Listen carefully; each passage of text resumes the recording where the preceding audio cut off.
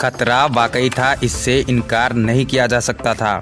तारीख 24 दिसंबर 1999 कांधार विमान अपहरण की तारीख ने तमाम राजनीतिक सवाल खड़े किए थे। 24 दिसंबर की शाम दिन शुक्रवार घड़ी में 4:30 बजने वाले थे। नेपाल काठमांडू के त्रिभुवन इंटरनेशनल एयरपोर्ट से इंडियन एयरलाइंस की फ्लाइट संख्या IC 814 नई दिल्ली के लिए उड़ान भरने को तैयार थी। नेपाल के इस एयरपोर्ट की सुरक्षा व्यवस्था भारत के किसी कस्बे के बस अड्डे जितनी भी नहीं थी। मीडिया रिपोर्ट के मुताबिक कुछ ही दिन पहले इसी एयरपोर्ट पर एक विक्षिप्त आदमी थाई एवरेज के एक विमान के कॉकपिट यानी केबिन तक पहुंच गया था।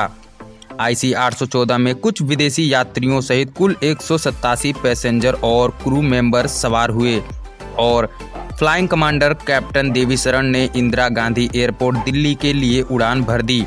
कॉकपिट में उनके साथ थे फ्लाइट इंजीनियर अनिल जागिया और को पायलट राजेंद्र कुमार थे। फ्लाइट पूरी तरह से स्पेस में एंटर हो गया। क्रू मेंबर सभी पैसेंजर को खाने पीने की सामग्री सर्व करने लगे। तभी 5 नकाबपोशी लोग ने उनकी खाने की सामग्री छीनकर फेंकने लगे और उन्हें मारने पीटने और जान से मार देने की धमकी देने लगे।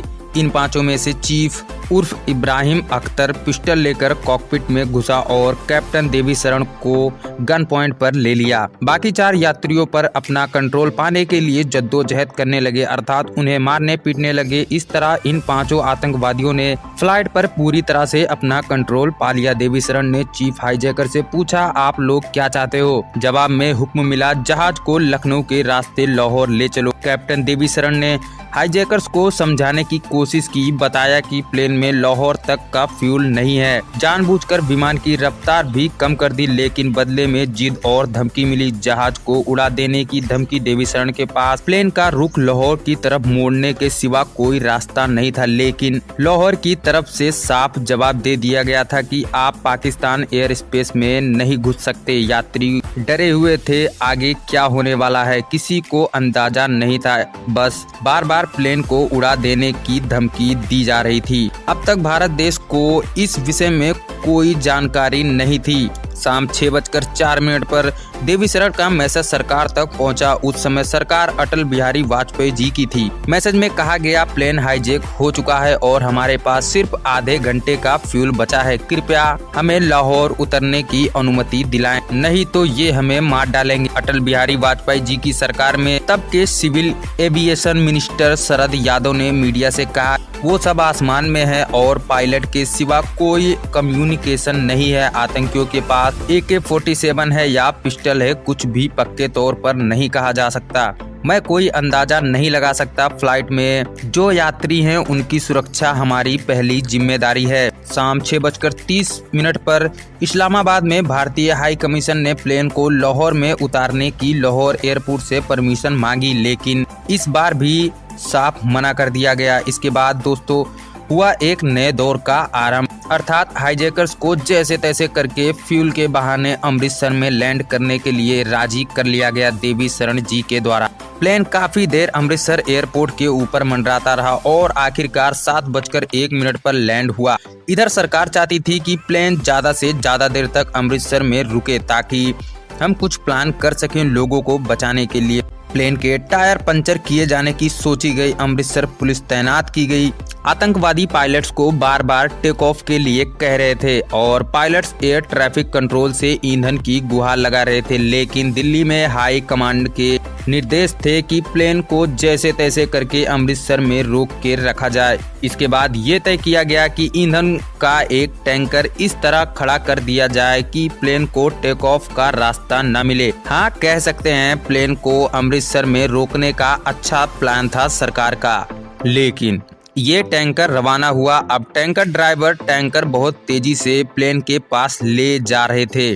ATC ने ड्राइवर को टैंकर धीमा करने के लिए कहा। ड्राइवर को जब टैंकर धीमा करने का आदेश आया, उन्होंने टैंकर का ब्रेक मारा और इतना जोर से मारा कि टैंकर खड़ा ही हो गया। इधर आतंकवादी भी पूरी तरह अलर्ट थे। कॉकपिट से आतंकवादियों को दिखा कि एक तेज रफ्तार टैंकर एयरक्राफ्ट की तरफ आते आते अचानक रुक गया। इसके बाद उन्होंने अनिल जागिया के सिर पर पिस्टल रखकर उल्टी गिनती शुरू कर दी और कैप्टन देवीशरण से टेक ऑफ करने को कहा। आखिरकार सरकार जैसा चाहती थी उसका एकदम उल्टा ही हुआ। बिना फ्यूल के ही प्लेन एक बार फिर से टेक ऑफ करने के लिए तैयार हुआ। 7:50 प्लेन टेक ऑफ करते वक्त टैंकर से लड़ते लड़ते जरा सा ही बचा, नहीं तो प्लेन टैंकर से लड़ भी सकता था और एक बहुत ही बड़ा एक्सीडेंट होते होते बचा। प्लेन एक बार फिर से हवा में उड़ गया। कुछ ही देर में प्लेन लाहौर के आसमान में पहुंच गया। दोस्तों ध्यान दीजिएगा कि लाहौर एयरपोर्ट ने अभी भी IC 814 को लैंडिंग की परमिशन नहीं दी थी।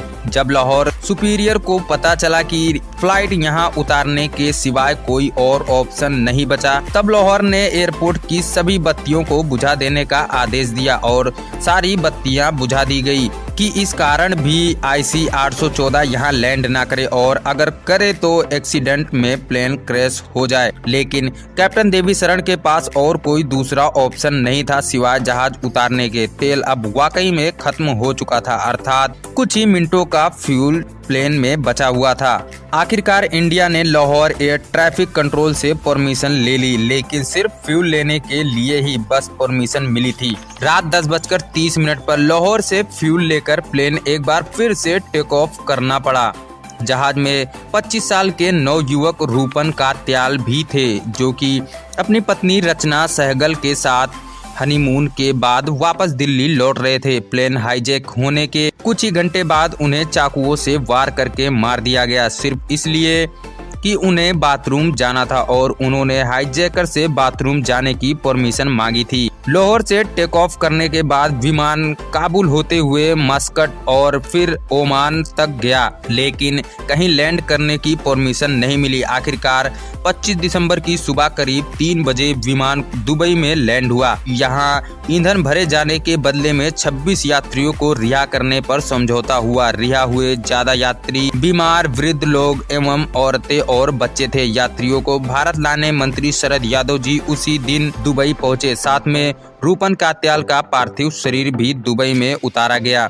इसके बाद विमान ने अफगानिस्तान में काबुल की तरफ उड़ान भरी, लेकिन काबुल एयरपोर्ट की तरफ से विमान को कंधार ले जाने को कहा गया। 26 दिसंबर की सुबह करीब 8 बजे विमान कंधार हवाई अड्डे पर लैंड हुआ। इसके बाद IC 814 विमान पूरे 6 दिनों तक यात्रियों के लिए किसी जेल से कम नहीं था। ऐसा कहा जाता है कि इंडियन एयरलाइंस के विमान को अगवा करने वाले आतंकियों ने अपनी सुरक्षा की गारंटी के तौर पर एक तालिबान अफसर को भी अपनी हिरासत में रखा था। इधर दिल्ली की हालत काफी गंभीर थी। देश कुछ दिन पहले ही कारगिल युद्ध से उबरा था। विपक्ष और जनता तत्कालीन प्रधानमंत्री अटल बिहारी वाजपेयी जी को इसके लिए जिम्मेदार ठहरा रही थी। ऐसे में दिल्ली में तमाम मुलाकातों और बैठकों का सिलसिला चल रहा था। पत्रकार विजय त्रिवेदी ने अपनी किताब हार नहीं मानूंगा में इस सिलसिले का काफी अच्छे से जिक्र किया है। अब सवाल यहाँ ये उठ रहा है कि प्लेन में फंसे लोगों के घर वालों और रिश्तेदारों से कैसे बात की जाए और उन्हें परिस्थिति के बारे में विस्तार से समझाया जाए। अटल बिहारी वाजपेयी जी ने अपने सभी मंत्रियों और कर्मचारियों को कहा कि उन्हें प्रधानमंत्री आवास में लाया जाए और उन्हें सरकारी कोशिशों के बारे में बताया जाए। तब तक इधर समझौते की बात शुरू हो गई थी। उस वक्त अफगानिस्तान में तालिबान सरकार थी।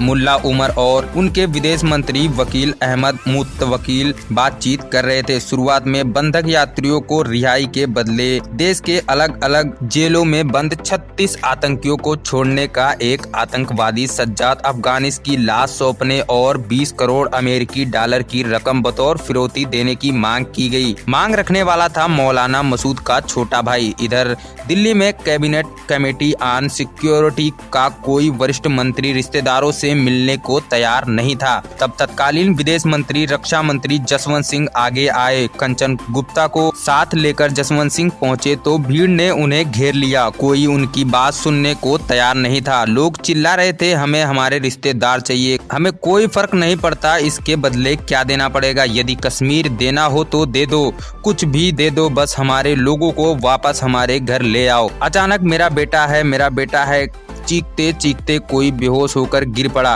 कोई चीख रहा था तो कोई दहाड़े मारकर रो रहा था। विपक्ष भी सरकार पर हमलावर की तरह काम कर रही थी। जसवंत सिंह अपनी किताब A Call to Honour in Service of Emergent India में लिखते हैं, आज भी जब मैं याद करता हूँ तो मुझे शर्मिंदगी होती है। शुरुआत में तो शायद सब अचानक ही, लेकिन उसके बाद सरकार को शर्मिंदा करने की किसी परियोजित योजना की तरह राजनीतिक कार्यकर्ताओं की भीड़ को तैयार किया गया। सड़कें ब्लॉक करने, प्रेस ब्रीफिंग को बंधित करने और सड़क पर शर्मनाक तरीके से उन्माद के लिए तो समझ में आता है, लेकिन मुझे अभी भी नहीं पता कि वो इस अपमानजनक व्यवहार से क्या दिखाना चाह रहे थे। लेकिन ये निश्चित रूप से अंतर्राष्ट्रीय समुदाय की नज़र में भारत को नीचा दिखाने में सफल रहे। अपहरण संकट को निपटाने के लिए कई सख्त और तेज तर्रार अफसरों के साथ क्रैक कमांडो का दास्ता चौथे दिन यानी 27 दिसंबर को कांधार एयरपोर्ट पर उतरा। पता चला कि तालिबानी लड़ाके पोजीशन लेकर खड़े हैं। बातचीत के लिए विवेक काटजू, अजीत डोवाल और सीडी सहाय मौजूद थे। काटजू इस ग्रुप की अगुवाई कर रहे थे, जो डोवाल से 7 या 8 साल जूनियर थे। सीनियर और जूनियर का फर्क कई और अफसरों में भी कूट कर भरा हुआ था। क्या इनमें कोई ठीक तालमेल बैठ सकता था? हमले की पोजीशन पर तालिबानी थे। समझौते की बातचीत शुरू हुई। तालिबानी की तरफ से कहा गया कि मौलाना चाहिए। अब दोस्तों, इन अफसरों को ये तक नहीं पता कि आखिर मौलाना है कौन, किस मौलाना की बात हो रही है। फिर बताया गया मौलाना मसूद अजहर हरकत उल मुजाहिदीन का मुखिया।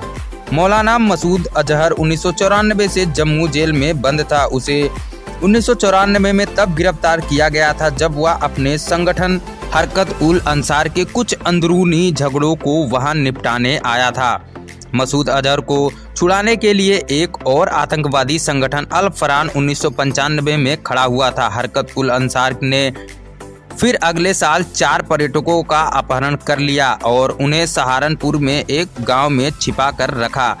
इस अपहरण के पीछे दिमाग था उमर सईद शेख का, जो लंदन स्कूल ऑफ इकोनॉमिक्स का छात्र रहा था। जनरल मुशर्रफ ने अपनी किताब लाइन ऑफ फायर में लिखा कि ब्रिटिश MI6 ने उमर शेख को तैयार किया था। उमर शेख को पुलिस ने पकड़ लिया और वो तब से दिल्ली के तिहाड़ जेल में बंद था। तीसरा आतंकवादी जिसको छोड़ने की मांग की गई थी वो था मुश्ताक जरगर। जरगर पर 40 से ज्यादा हत्याओं का आरोप था। इसमें मारे गए ज्यादातर लोग कश्मीरी पंडित थे। समझौता बातचीत में तालिबानी भी बीच में आए थे। 5वां दिन यात्रियों के लिए मुश्किल भरा दिन था। टॉयलेट ओवरफ्लो कर रहे थे। चेहरे सिर्फ कहने भर के लिए जिंदा थे। मौत की दहशत सभी पैसेंजर के जहन में उतर गई थी। इधर दिल्ली में प्रधानमंत्री वाजपेयी जी के चेहरे पर भी चिंता की लकीरें गहरी होने लगी थी। इनका दिमाग रास्ता निकालने की उलझन में लगा हुआ था।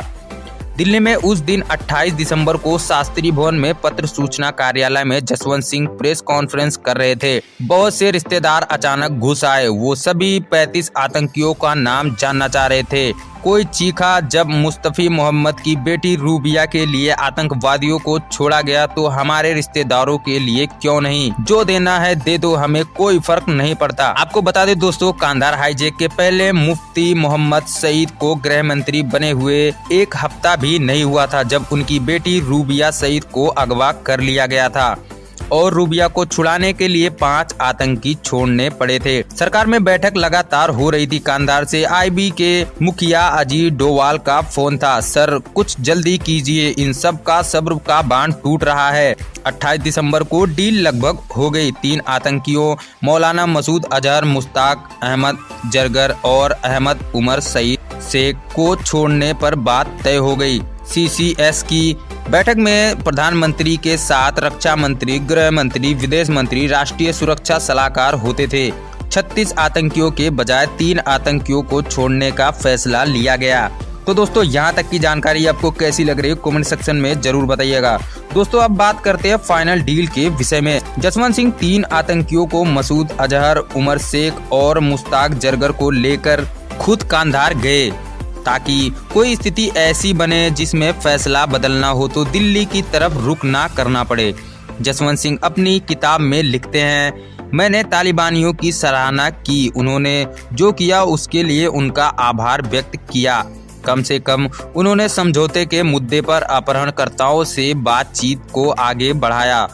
2 बातों पर सहमति बन चुकी थी। एक कि तीनों आतंकियों की पहचान की जाएगी और दूसरा कि उसके बाद सभी बंधक यात्री नीचे उतरेंगे। तारीख थी 31 दिसंबर। पाकिस्तानी खुफिया एजेंसी ISI के लोग उन तीनों आतंकियों के रिश्तेदारों और दोस्तों को लेकर कांधार पहुंचे। उन्होंने तीनों आतंकियों को पहचाना और विमान में मौजूद अपहरणकर्ताओं को बताया गया कि सब ठीक है, हिंदुस्तान ने कोई चाल नहीं चली है। अपहरणकर्ताओं के हाथ और खुशी के इशारे ने यात्रियों को भी ये बात बता दी कि वो कामयाब हुए हैं। इस सूचना के बाद यात्रियों के चेहरे वापस जिंदा लगने लगे थे। कुछ देर बाद एक एक करके विमान से यात्रियों को उतारना शुरू कर दिया गया।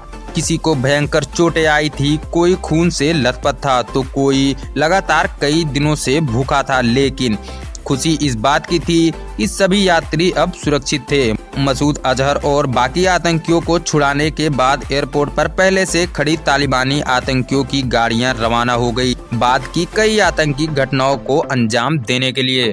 तो दोस्तों, मेरी जानकारी आपको कैसी लगी कमेंट सेक्शन में जरूर बताइएगा। चैनल पे नए हैं तो सब्सक्राइब भी कर लीजिएगा। मैं मिलता हूँ आपसे अगली वीडियो में, तब तक के लिए जय हिंद दोस्तों।